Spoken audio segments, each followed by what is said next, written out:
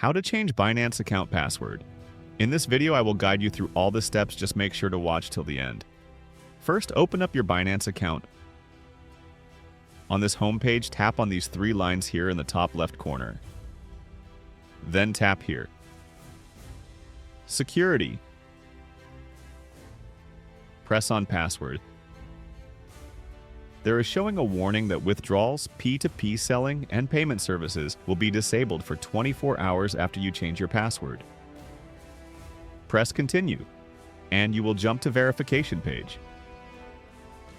We can verify with passkeys, but most of us haven't any passkeys, so we will tap here that My Passkeys are not available. Here we'll enter our authentication app code also. You can choose your email or phone number for verification.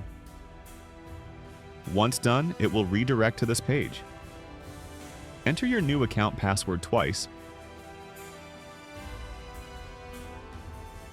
Press Confirm, and your Binance account password will be changed. Also, you will be logged out from your account, so you have to log in again with new password. If found helpful, make sure to leave a like and do subscribe to the channel for more informative content. Thanks for watching.